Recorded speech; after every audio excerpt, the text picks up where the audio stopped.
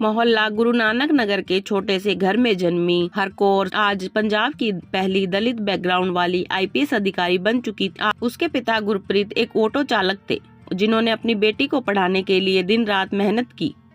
माँ परमजीत हमेशा कहती थी कि बेटी तेरी मुट्ठी में सिर्फ कलम नहीं इंसाफ की ताकत होनी चाहिए। बचपन में हरकौर का दोस्त राजा जो दलित परिवार से था उसके घर के पीछे झोपड़ी में रहता था। एक ही कुएं से पानी पीते। राजा के पिता मजदूरी करते और माँ गांव वालों के घरों में बर्तन साफ करती थी।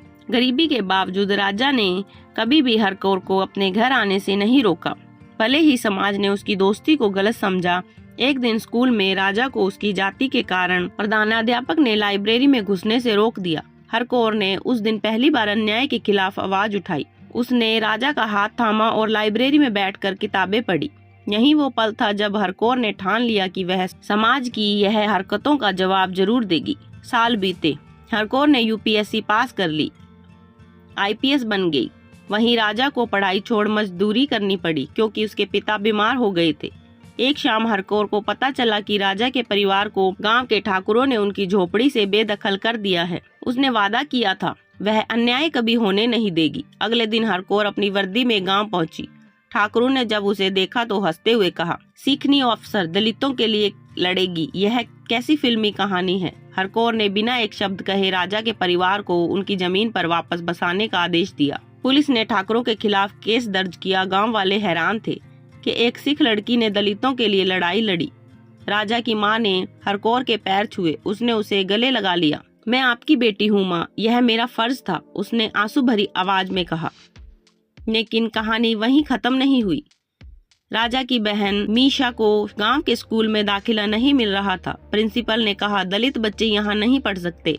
हरकौर ने स्कूल के सामने धरना दिया और शिक्षा अधिकार कानून की धाराओं पर हवाला देते हुए मीशा का दाखिला करवाया। एक रात राजा की झोपड़ी में आग लगा दी गई। उसे शक था कि यह ठाकुरों का काम है। उसने रातों रात गांव में कर्फ्यू लगाया और दोषियों को गिरफ्तार किया। लोगों ने पहली बार देखा कि एक वर्दी में भी इतना दम होता है। हरकौर ने राजा के परिवार के लिए नया घर बनवाया। उसकी माँ ने कहा, बेटी तूने सिख धर्म का नाम रोशन किया। पर हरकौर का जवाब था, माँ मैंने सिर्फ इंसानियत का फर्ज निभाया। कुछ महीनों बाद राजा ने सरकारी नौकरी पाई। उसकी शादी तय हुई, लेकिन दुल्हन के परिवार ने दहेज मांगा। हरकौर ने सुनते ही कहा, तुम्हारी शादी में मैं खुद चूड़ियां पहनूंगी, दहेज का एक पैसा नहीं दोगे। शादी वाले दिन हरकौर ने राजा को 5 लाख रुपए की फिक्स डिपॉजिट दी। यह तेरी बहन मीशा की पढ़ाई के लिए है, तू मेरा भाई है, तेरी जिम्मेदारी मेरी भी है। उसने कहा। शादी के गांव के सारे दलित और ठाकुर एक साथ बैठे। हरकौर ने माइक पकड़ा और कहा, जब तक हम जाति के नाम पर बांटेंगे तब तक देश आगे नहीं बढ़ेगा। उसके शब्दों ने सबके दिल छू लिए। दुल्हन की माँ हरकौर को अपना दुपट्टा दिया। तू मेरी बेटी बन जा। वह रो पड़ी। हरकौर ने वह दुपट्टा पहना और राजा को विदा किया। उस दिन गांव में जाति की दीवारें धराशायी हो गई। एक दिन बाद हरकौर ने गांव में एकता स्कूल खोला जहां सभी जातियों के बच्चे साथ पढ़ते। राजा की बहन मीशा अब टीचर बन गई। गांव वालों ने हरकौर को माँ कहना शुरू कर दिया था। एक दिन ठाकुरों के मुखिया ने हरकौर से माफी मांगी।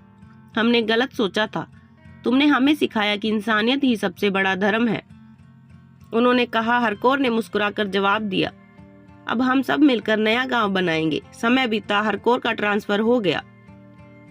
विदाई के दिन गांव वालों ने उसे खाली पैरों तक चलाया। तुम हमारी बेटी हो, तुम्हारे कदमों में हमारा गांव बसता है, उन्होंने कहा।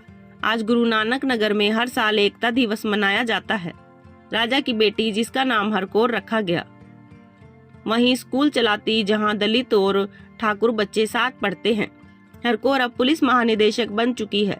उसकी कहानी पूरे देश में सुनाई जाती है। वह कहती है कि जब तक एक भी बच्चा भूखा सोए मेरी लड़ाई जारी रहेगी। राजा आज गांव का सरपंच है। उसने हरकौर के नाम पर एक छात्रवृत्ति शुरू की। मेरी बहन ने सिखाया कि शिक्षा ही वह अधिकार है जो समाज बदल सकता है। वह कहता है यह कहानी सिर्फ एक अफसर या दोस्ती की नहीं बल्कि उस सपने की है जहां इंसानियत जाति और धर्म से ऊपर होती है। हरकौर और राजा ने साबित किया कि जब दिल साथ हो कोई दीवार ऊंची नहीं होती। असली बदलाव की शुरुआत एक इंसान के हौसले से होती है। अगर आपके अंदर भी कुछ कर गुजरने का जज्बा है तो आज ही कदम बढ़ाएं। समाज को आपकी जरूरत है। दोस्तों, वीडियो अच्छी लगी हो तो वीडियो को लाइक करें, कमेंट करें और चैनल को सब्सक्राइब जरूर करें। धन्यवाद।